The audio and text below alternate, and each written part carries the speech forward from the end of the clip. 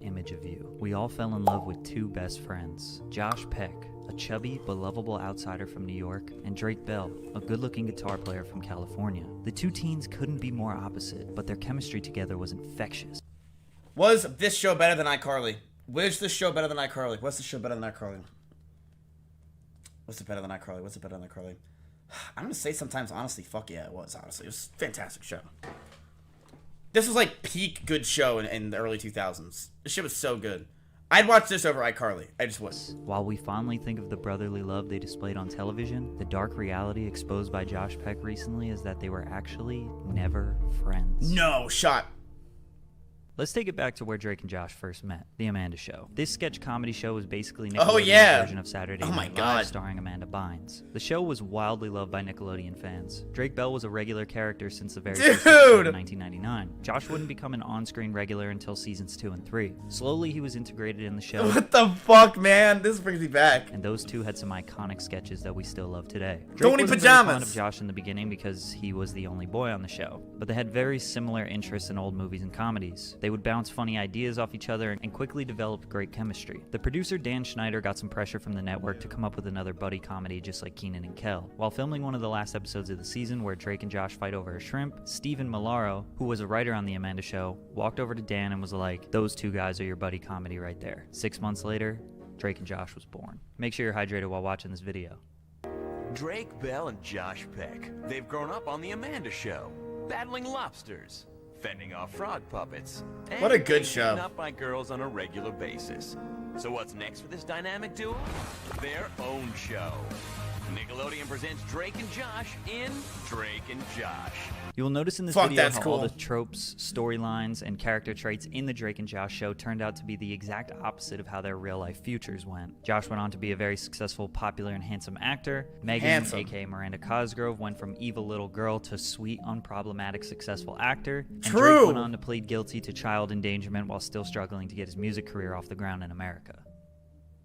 Drake Parker and Josh Nichols were two brothers bound by their parents' marriage, forced to live in the same house, Bro, the mom was so hot. go to the same school, hang out with the same friends while having totally opposite personalities. Josh was the hefty, emotional dork, while Drake was a smooth Redhead moms are the hottest moms. talking ladies man who led a rock band. The first season was a little more typical teen Yes. sitcom, Redhead moms are the hottest moms. coming up with catchphrases and Look it up after my stream. basic plot lines. Luckily, the show got much better after season 1. They consistently got themselves in ridiculous situations and had to either work Whose mom was hotter, Zach and Cody's mom or this mom? Let me look up Zach and Cody's mom. I never watched that show. Zach and Cody mom. I did not watch Disney Channel because I thought it was for losers.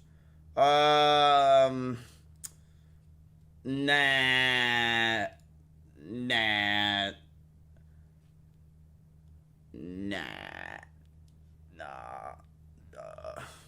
Definitely not that hairstyle. I thought I was looking at Cody for a second. Like, dude, not that. Who's the hottest mom ever on in a kid show? Oh, that's easy. This is already in my fucking Google Images.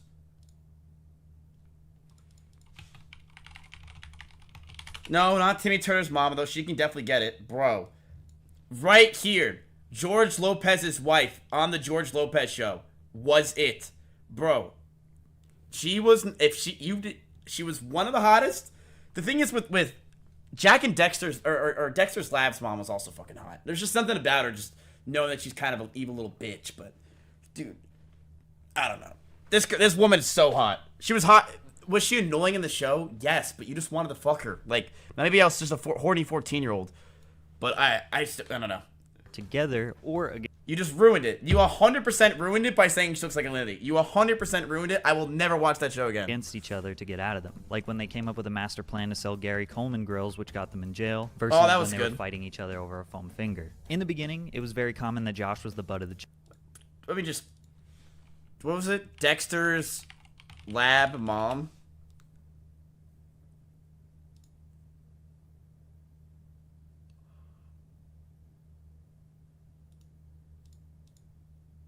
Is this real? Oh my god. Hold on, I'm gonna snip this. Was this really on Cartoon Network? Shut up.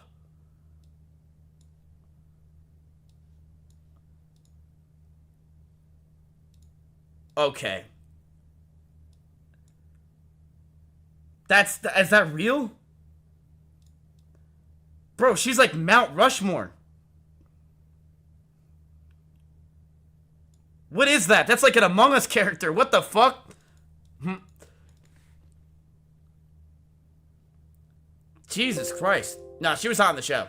Joke. I mean, it's very easy to pick on the overweight, goofy kid. Drake, on the other hand, would often be the bad guy. He was lazy, rude, and self-centered. He was wouldn't cool. stand up for his brother Josh. He would hang out with girls and friends without him, and basically had He a was hard time cool. accepting Josh as his brother. As the seasons went on, the audience loved them both. Josh was not a punching bag anymore, and sort of just the sweet, jolly brother who was there for Drake no matter what. Plus, he had lost a lot of weight by the last season, so the fat jokes didn't really work anymore. True. Drake warmed up to Josh. His character remained the inconsiderate troublemaker, but now Josh was having more luck with girls. He was less nerdy and became more competitive with Drake. Ultimately, at the end of every episode, they resolved their differences and concluded with a happy moment. These two just understood each other when it came to performing. Drake and Josh were the new age Bob Hope and Bing Crosby. Exactly Abbott and what I was Costello, thinking. Martin and Lewis, Cheech and Chong, Keenan and Kel. They were so good, it made us all believe that they were best friends beyond the screen. Mizkif And I'm and sad E-Rob. to admit that that was not the case. Off the show, their lives were pretty normal in the sense that they weren't these mega famous celebrities ducking paparazzi everywhere they go. Plus, Really? remember their target audience was 9 to 15-year-olds who had no way of showing Drake and Josh how much they loved the show. A lot of us forget that in 2005 there was barely any social media, True. no smartphones, no YouTube, no live streams, no follower counts. They worked a 9 to 5 while other kids went to school, and they went home to their families every day just like anyone else. These two just did what most normal teens do: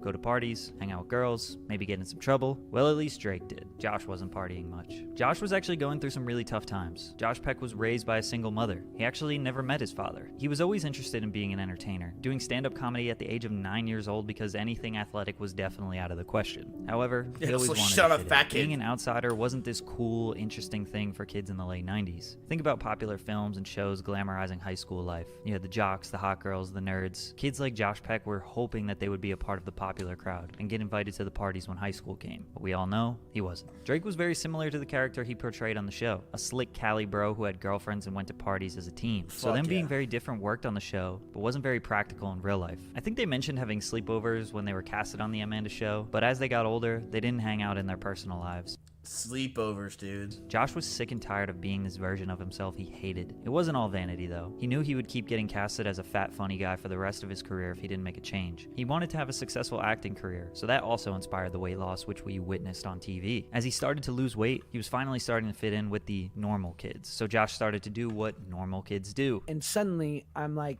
now looking like a normal kid and a normal teen, and I'm like, oh, they do drugs and that's normal, and they go to house parties and they go to clubs. Josh started acting more like Drake's character, but in real life. It was a double-edged sword. Obviously, he was being accepted socially, but Bro, he looks fucking good. being heavily addicted to drugs was the price he had to pay. By the time they were both 20, Drake and Josh was over. Their relationship, it's complicated. Drake loved his time spent on the show. It was what he always dreamed of. His dad raised him on buddy comedies like Dean and Jerry, Abbott and Costello. Once he met Josh and they got their own TV show, he was living his biggest dream. Plus, he was absolutely adored by the Nickelodeon world. He really Taking was. a look at this list of Kids' Choice Awards, which is pretty much the biggest thing you can get as a Nickelodeon star. 2006, Wait, did Mr. Beast win this, by the way? Favorite TV actor, Drake Bell. 2007, favorite TV actor, Drake Bell. 2007, best TV actor, Drake Bell. 2008, favorite TV actor, Drake Bell. It was very clear that Drake was the star and Josh was the co-star, despite Josh being funnier and more memorable in almost every aspect. Drake had full intention Damn! of moving forward with his career alongside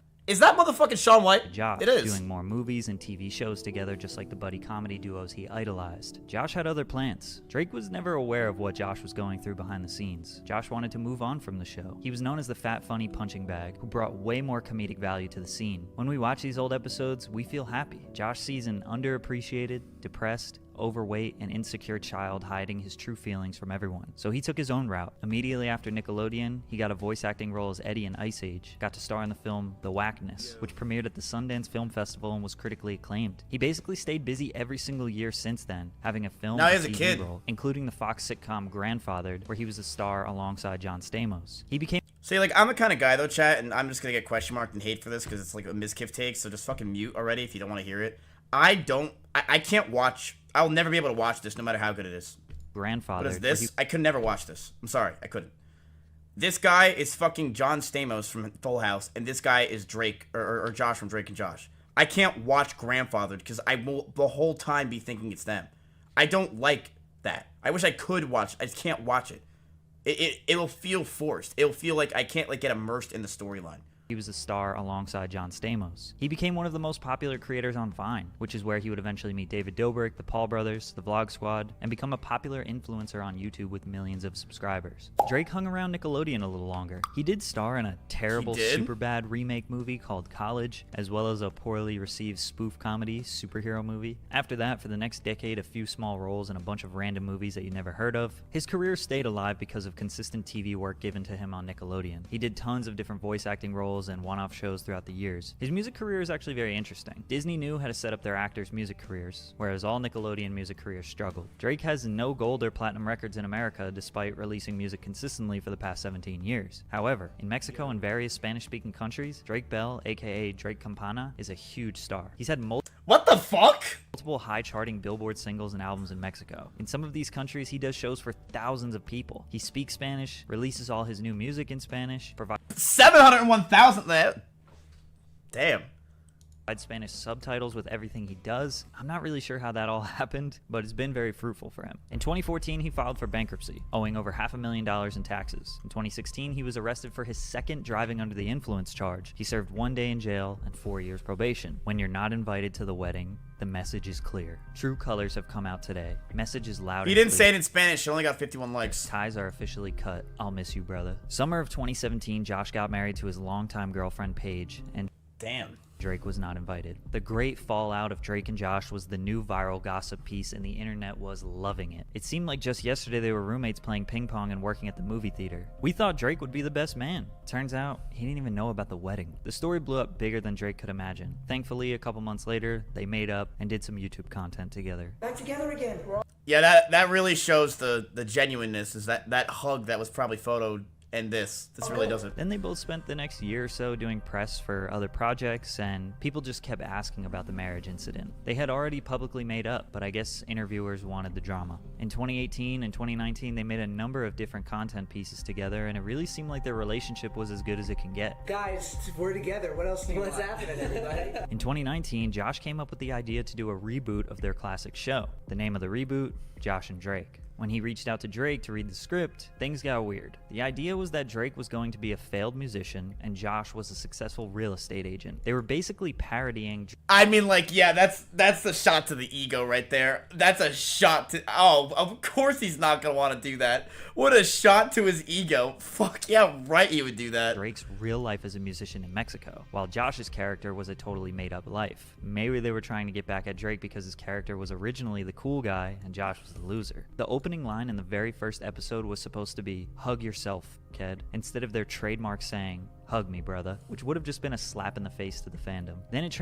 I think any of these kind of shows never would do well because it's just you're always comparing to the first. It's just a cash grab. I think they're always shit. transitions Like I watched the new iCarly, it was bad. to Drake in Mexico performing at a quinceañera for the daughter of a drug cartel leader, where they are all drinking and doing hard drugs, which leads to a gunfight, and then they don't want to give Drake his money, which is all a super stereotypical way that Americans convey Mexican culture in Hollywood. Drake didn't want to do the Drake and Josh reboot without making some creative changes because he didn't want to disrespect his Mexican fans. Yeah. Josh wouldn't let Drake make those creative changes, and shortly after that, Drake started getting into his legal trouble. Can I like forward Josh for a second? Like that's just fucking weird.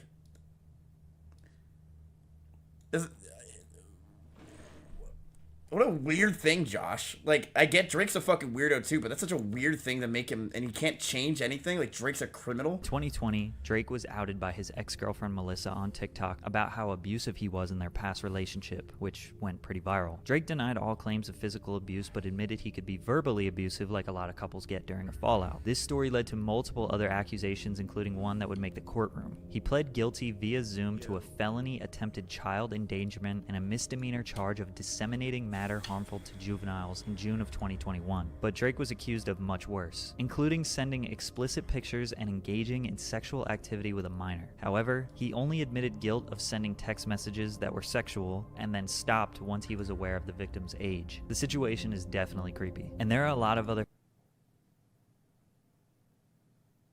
Isn't there a lot of people in like this area of like childhood stars, man? I'm telling you, like it happens a lot. I feel like they just get fucked up in the head and just slowly gets worse from there. Factors to consider which have been broken down extensively on YouTube. But the internet is not convinced that Drake is innocent of the harsher things he was accused of. His social reputation has obviously been ruined because of this. Yeah. Which leads us to today. Josh Peck recently made some big claims on a podcast that he and Drake were never friends. Are you guys like not friends? Not really. No. He told a number of different lies on these podcasts that are starting to make fans question everything. I knew that I don't trust either of them, but I don't trust. I thought Josh before this show with this I thought Josh was like the really wholesome, cool one, and Drake was kind of fucked up. Now I'm starting to think they're both fucked up. I mean, this dude's on Barstools Drake talking. and I didn't stay in touch for the 10 years since we had made the show, but no one needed to know that. Here they are in 2012 at what appears to be a house party. Here they are spending Christmas together in 2013. Here are multiple instances of them hanging out in 2014. In 2015, they had This girl. Where is she? multiple instances of them Dude, her. I forgot her name. Meg? No. Fuck. hanging out in 2014. Her. In 2015, they had She's Drake married? on Josh's show Fuck. Grandfather. I think it's just an opportunity for Drake and I to be working together again, and obviously we love each other. Plus, Drake says that they talked when Josh announced that he was engaged. To suggest that they at least didn't stay in touch is wild. He was surprised he wasn't invited then? If he's going bananas on you? He's surprised, but then he takes to the internet and he starts writing these tweets that immediately like catch fire.